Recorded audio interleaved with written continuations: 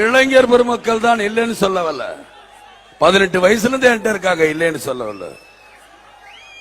ரத்தம் சூடா இருக்கிறவங்க தான் இல்லைன்னு நான் சொல்லவல்ல, ஆனால் கட்டுப்படுவாங்க சொன்னால். ஏன்னா அவங்கள ஒரு ரவுடிசமா வளர்க்கணுங்கிற ஆசை இல்ல, வெட்டுக்குத்துக்கு கொண்டு போய் விடணுங்கிற ஆசை இல்ல. அவங்களை நல்வழிப்படுத்தணும், அவங்களை நல்லா கொண்டு போகணும். பெத்த தாய் தகப்பனுக்கு நல்ல பிள்ளைகளாக இருக்கணும். அதுலதான் நான் பிடிவாதமா இருக்கேன். நான் வணங்கும் கேட்டன் அவர்களை வணங்கி இந்த வீடியோ போடுறேன். இந்த வீடியோ யாருக்குன்னு கேட்டிங்கன்னா, அதாவது விஜய் ரசிகர்கள் அவர்களின் தகப்பனார், தாயார் தகப்பனார்களுக்கு. பயந்துட்டானுவோ, ஃபுல்லா பயந்துட்டானுவோ, ஆல் டோட்டல் ஃபுல்லா பயந்துட்டானுவோ. குப்பை பொறுக்குறான், 2 பொண்டாட்டி வச்சிருக்கான். கூட்டுறவன் 4 புருஷன் வச்சிருக்கான். 2 காசு இல்லாதவங்க கூட 10 பொண்டாட்டி 10 புருஷனோட ஜாலியா வாழ்றாங்க. எங்கள்கிட்ட காசு இருக்கு, நாங்க வச்சுக்குவோம், வச்சுக்காம போவோம். உங்களுக்கு என்ன அரசியல் தானே, ஓட்டு தானே, ஓட்டுக்குள்ள வச்சு நீங்க சமாளிக்கணும். அந்த எங்க வீட்டுல எவுத்த வீட்டுல ஒரு கிளவி இருக்கு, போட்டு தள்ளணும் அத. ஆனா அந்த கிளவிய விடவே கூடாதுண்ணா. சிஎம் ஆகுறாரு, அது வீட்டுல வச்சு சதற விடுறானா. இது சீக்ரெட் மேரேஜ் தான், நம்மளுக்கு ஒண்ணும் இல்ல. அந்த சங்கீதாவுக்கு இப்பதான் நேரமே கிடைச்சிருக்கு. ஸ்டாலின் சங்கீதாவோட கரெக்ட் பண்ணி காசு கொடுத்துருப்பான். கரெக்டா எலெக்ஷன் அன்னைக்கு நீ கரெக்டா டைவர்ஸ் வாங்க வந்துரு, நான் உங்க 2 பேருக்கு டைவர்ஸ் வாங்கி கொடுத்துறேன்னு ஸ்டாலின் தான் சொல்லியிருப்பான். வேற யாருமே இல்ல.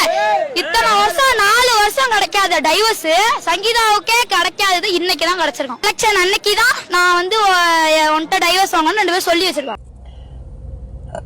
ஐயா, இப்போ என்னன்னு கேட்டிங்கன்னா, இப்போது வர 4ஆம் தேதி ரிசல்ட் வரப்போகுது.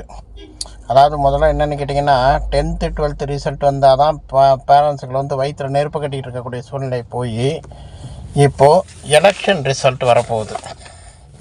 அதில் மற்ற கட்சிக்காரவங்களுக்கெல்லாம் பிரச்சனையே கிடையாது. என்னென்னு கேட்டிங்கன்னா, எல்லாமே மெச்சூர்டு பர்சன்ஸு, எல்லாமே பல அரசியல் களம் பார்த்தவங்க, வெற்றி தோல்வியெல்லாம் சகிச்சுக்கிட்டு போயிடுவாங்க. இந்த புதுசாக கட்சி ஆரம்பிச்சிருக்கான் பார்த்தீங்களா, விஜய்னு சொல்லிட்டு ஒரு நடிகன், அவனோட பைத்தியம் இப்போ பல பிள்ளைகளுக்கு பிடிச்சிருக்கு. அதாவது எப்படின்னு கேட்டிங்கன்னா, நம்ம பிள்ளைகளை நம்ம தான் பாதுகாத்தாகணும். ஏன்னா அவனுக்கு ஒன்றும் கிடையாது. ஏன்னா அவன் என்னன்னு நினச்சிங்கன்னா, இது முடிஞ்சுன்னா இவன் கூத்தாட போயிடுவான். இவன் மக்களை பற்றியோ இல்லை ரசிகர்களை பற்றியோ எதுவுமே இவனுக்கு கவலை கிடையாது. ஆனால் நம்ம வீட்டு பிள்ளைகளை நம்ம தான் பத்திரமா பார்த்துக்கணும்.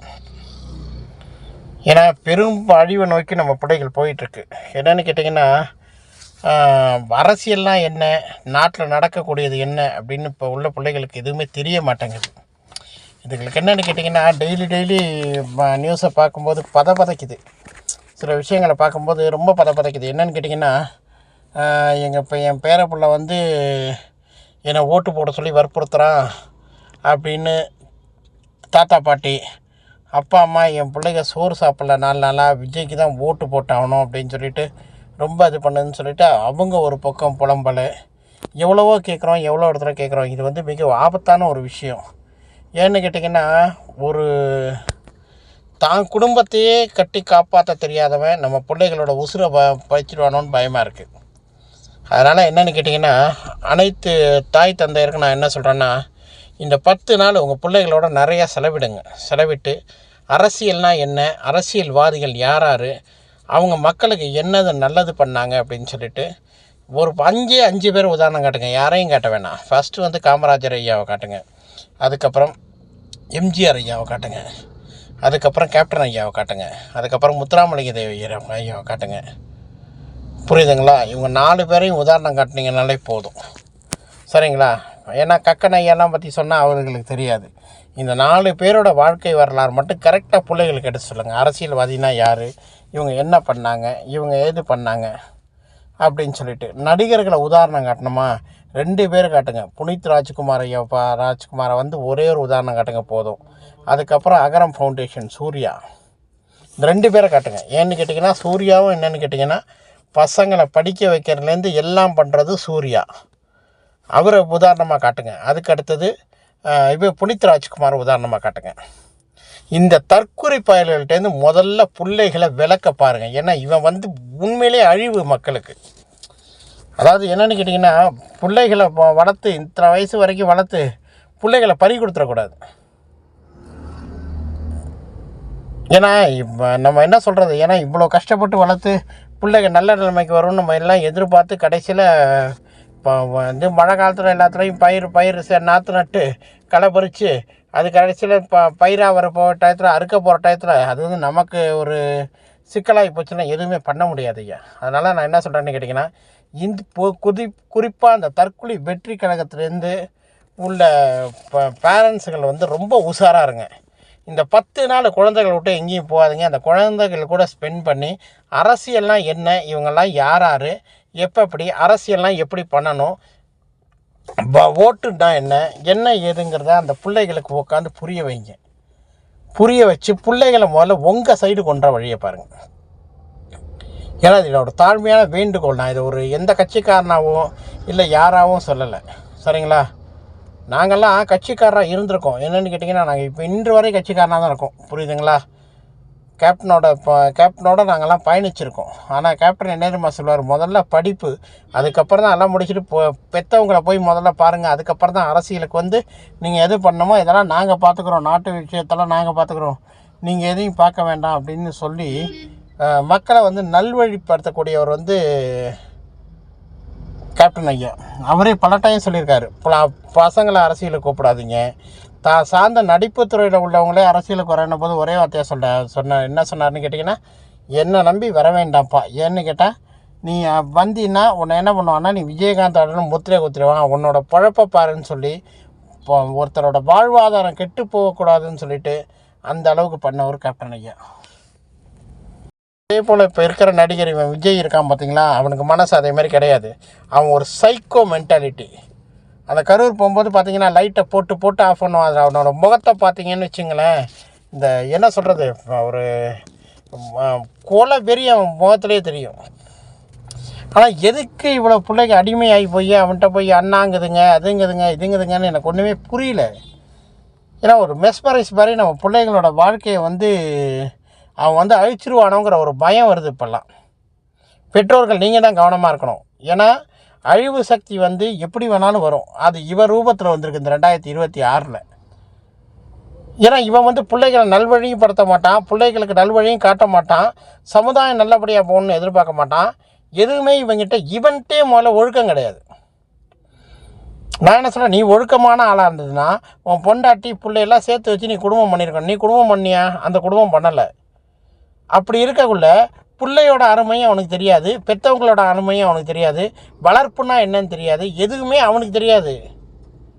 ஒரு எண்ணிக்கை தண்ணியை போடணும், கூத்தடிக்கணும், இந்த மாதிரி எவனாவது 10 பேர் நம்மளை வாழ்க ஒழுங்கன்னு கோஷம் போட்டானா அதை பார்த்து ரசிக்கணும். ஈஸியாக சைக்கோ மென்டாலிட்டி அவன்.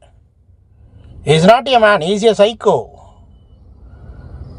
அப்படி இருக்கக்குள்ள நம்ம பிள்ளைகளை நம்ம தான் கொஞ்சம் பாதுகாப்பாக பார்த்துக்கணும். யாரை சொல்லியும் தப்பு கிடையாது. ஏன்னா இவெல்லாம் வந்து எப்படின்னு கேட்டிங்கன்னா, இன்றைக்கி வரான் அரசியலுக்கு வரான், அவன் தோற்று போயிட்டானா ஒன்றும் கிடையாது. அவன் உச்சத்தையும் உதறிட்டு வரல, ஒன்றத்தையும் உதறிட்டு வரல. ஏன்னா இவன் ப்ரொடியூசர் ஃபுல்லாக பார்த்தீங்கன்னா இவன் மாமன் மச்சான் தான். அப்படி இருக்கக்குள்ள அவனுக்கு காசு போட்டு படம் பண்ணுறான், இவன் இப்போ கொளிக்கிறான், புரியுதுங்களா? அப்படி உச்சத்தை விட்டு உதறிட்டு வரவன் 1.5 கோடி வரி பாக்கிய கோர்ட்டு கட்ட சொல்லுறதுல கட்ட வேண்டியதானே, ஏன் கட்ட மாட்டேங்கிறான்? 200 கோடி சம்பளம் வாங்குறவன் ஒரு 1.5 கோடி கூட வரி கட்ட முடியாமலாம் இருப்பான். இன்னொன்று பார்த்தீங்கன்னா, டிஎம்கே சேர்த்து அரசியல் பண்ணுறேன்னு சொல்கிறான். இவன் டிஎம்கே ஏற்றலாம் அவன் அரசியல் பண்ணலை. ஏன்னு கேட்டிங்கன்னா, இவனோட ப்ரொடியூசர் பாருங்கள், கலாநிதி மாதம் தயாநிதி மாதம் இவனுக்கு முக்கால்வாசி இவனுக்கு சோறு போட்டு வளர்த்தது. அப்போ தெரியாத ஊழல் அதிகமாகிடுச்சுங்கிறது. சம்பளம் கொடுக்கும்போது அவன்கிட்ட சம்பளம் வாங்கினவன் தானே இவன். அவனுக்கு தெரியாதா அப்போ எல்லாம் குடும்ப ஆட்சி நடக்குதுன்னு சொல்லிட்டு? இப்போ தான் குடும்ப ஆட்சி நடக்கிறது இவனுக்கு தெரியுதா? சரி, அப்படியே இருக்கட்டும். அப்படி இருந்தால் கூட இவன் ஏன் சேப்பாக்கம் பக்கமோ குளத்தூர் பக்கமோ டிஎம்கே கேண்டிடேட் நிற்கிற ஒரு இடத்து பக்கம் கூட இவன் பிரச்சாரமே ஏன் போகல? வெறும் சீமான் நிற்கிற இடம் இந்த இடமா பார்த்து எதுக்கு பிரச்சாரத்துக்கு வரான் அவன்? நல்லா யோசனை பண்ணி பாருங்க. குளத்தூர் அங்கே தான் இருக்குது, சேப்பாக்கம் அங்கே தான் இருக்குது. அங்கே போய் ஏன் யாரையும் எழுத்து பேசலை அவன்? சரி, மக்களுக்கு இவன் நேரடியான போராட்டங்களில் ஏதாவது கலந்துக்கிட்டு இருக்கானா? எந்த போராட்டத்தையும் இவன் கலந்துக்கல. இலங்கை தமிழர் போராட்டத்துக்கே வெறும் 500 ரூபா, அதுவும் இவன் கொடுக்கல, ரசிகர் மன்றம் சார்பாக கொடுத்தது. தயவு செய்து பெரியவங்கள்லேருந்து எல்லாருமே திருந்துங்க ஃபஸ்ட்டு இந்த விஷயத்தில். ஏன்னா இவன் வந்து ஒரு கூத்தாடி, அவ்வளோதான், புரியுதுங்களா? அதாவது கூத்தாடினா எப்படின்னு கேட்டிங்கன்னா, மக்களை நல்வழிப்படுத்துகிற கூத்தாடி கிடையாது. இவன் குடும்பத்தை மட்டும் பார்க்கக்கூடிய கூத்தாடி. இவன் குடும்பம்னா இவன் பொண்டாட்டி புள்ள இல்லை, வேறு. அதை நம்ம சொல்லக்கூடாது. அது நம்ம அடுத்தவனோட பர்சனலில் பேசுறதுக்கு நமக்கு ரைட் கிடையாது. இருந்தாலும் குடும்பத்தையே ஒழுக்கமாக பார்க்க முடியாதவன் நம்ம குழந்தைகளை பழி வாங்கிட்டு போயிடுவான். ஏன்னா அவனுக்கு வளர்ப்புனா என்னன்னு தெரியாது, புள்ள பாசம்னா என்னன்னு தெரியாது. அப்படி தெரிஞ்சிருந்தா பிள்ளை அசோக் நகர்லையும் இன்னொரு பிள்ளைய லாட்ஜிலையும் விட்டு உட்காந்துருக்க மாட்டான். அவன் தனி ஒழுக்கம் இல்லாத ஒரு நபர் தான் விஜய். புரியுதுங்களா? அதை முதல்ல புரிஞ்சுக்கங்க. நம்ம பிள்ளையை பாதுகாக்க வேண்டியது நம்மளோட கடமை. அதுவும் இந்த மே 4ஆம் தேதி வரைக்கும் வயிற்றில் நெருப்பை கட்டிட்டு உட்காந்துருக்க வேண்டியிருக்கு. முதல்ல 10th 12th ரிசல்ட்டை பார்த்து தான் பயப்படுவோம். இப்போ எப்படா எலெக்ஷன் ரிசல்ட் வரும், இவனோட நிலைமை என்ன ஆகும்னு புரியாமலே இருக்கிறதுனால தான் எல்லாம் பயத்திலே ஓட்ட வேண்டியிருக்கு. பல அரசியல் கட்சி இருக்குது, அதை பற்றியெல்லாம் கவலையே கிடையாது. ஆனால் இவன் என்றைக்கு உள்ளே பூந்தானோ பிள்ளைகளோட உயிர், மக்களோட உயிர் எல்லாம் போயிட்டுருக்கு. அதனால் நம்ம பிள்ளைகளை பாதுகாக்க வேண்டியது நம்மளோட கடமை தான். அதனால் 10 நாள் பிள்ளைகளோட ஸ்பெண்ட் பண்ணுங்கள். பிள்ளைகளை தனியாக விடாதீங்க. விஜய் சம்பந்தமான வீடியோ பார்க்குறத முதல்ல அவாய்ட் பண்ணுங்கள். மொபைலில் விஜய் சம்பந்தமாக விஜய் பேசுகிற வீடியோ கேட்குதா, மொபைலை முதல்ல ஆஃப் பண்ணி பிடுங்கி போட்டு உடைங்க. இவன் பேச்சை கேட்டால் உருப்படவே முடியாதுங்கிறத மக்களுக்கு முதல்ல புரிய வைங்க. மக்களுக்கு புரிய வைக்கிறதோட உங்கள் பிள்ளைகளுக்கு முதல்ல புரிய வைங்க. இவன் பேச்சை கேட்டால் நாசமாக தான் போகணும், குட்டிச்சவராக தான் போகணும்னு சொல்லிட்டு மக்கள்கிட்ட மனசில் அதை பதிய வைங்க. பதிய வச்சிங்கனாலும் நம்ம பிள்ளைங்க தப்பிச்சுக்கும். இதனோட தாழ்மையான வேண்டுகோளாக எடுத்துக்கிட்டு இப்போ விஜய் கட்சியில் இருக்கிற பெற்றோர்களும் சரி, பெரியவங்களும் சரி, எல்லாருமே கொஞ்சம் மூளையை உபயோகப்படுத்தி அதை எப்படி அந்த குழந்தைகள் நம்ம காப்பாற்றுறதுங்கிற முடிவு பண்ணிக்கோங்க. ஏன்னா இவன் ஒரு சைக்கோ கில்லர். புரியுதுங்களா? அவன்கிட்ட நம்ம பிள்ளைகளை காக்க வேண்டியது நம்மளோட கடமை. இந்த 10 நாள் பிள்ளைகளை ஜாக்கிரதையை பார்த்துங்க. இது என்னோட அன்பான வேண்டுகோள். நன்றி, வணக்கம். இந்த வீடியோ உங்களுக்கு பிடிச்சிருந்ததுன்னா லைக் பண்ணுங்க, ஷேர் பண்ணுங்க, கமெண்ட் பண்ணுங்க, சப்ஸ்கிரைப் பண்ணுங்க அண்ட் பக்கத்துல இருக்க பெல் ஐகானை கிளிக் பண்ணுங்க. Bye bye.